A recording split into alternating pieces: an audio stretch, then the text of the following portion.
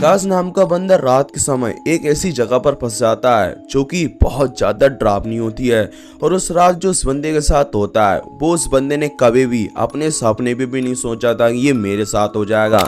दरअसल होता क्या है कि वो बंदा रात के समय अपना ट्रक दूसरी जगह ले जा रहा होता है, लेकिन उसका ट्रक अचानक से रात के समय जंगल के बीच में बंद हो जाता है। उसके बाद वो बंदा ट्रक से बाहर जाता है और अपने ट्रक को देखता है, लेकिन उस बंदे को उसके ट्रक के अंदर कोई भी कमी नहीं मिलती है। तो वापस अपनी कैबिन के अंदर आकर बैठ जाता है। लेकिन थोड़ी देर बाद अचानक से वहां पर जो एक्सीडेंट होता है वो वाकई में बहुत ज्यादा डरावना होता है। जब वो बंदा अपनी कैबिन के अंदर बैठा होता है तभी अचानक से वहां पर बहुत क्रीपी टाइप की आवाज आने लगती है। उस आवाज को सुनने के बाद उस बंदे की रूह कांप जाती है। उसके बाद वो बंदा तुरंत अपना फोन निकालता है और अपने फोन से वीडियो रिकॉर्ड करने लगता है। और उसकी वीडियो में जो रिकॉर्ड होता है वो आप लोग खुद देख लो।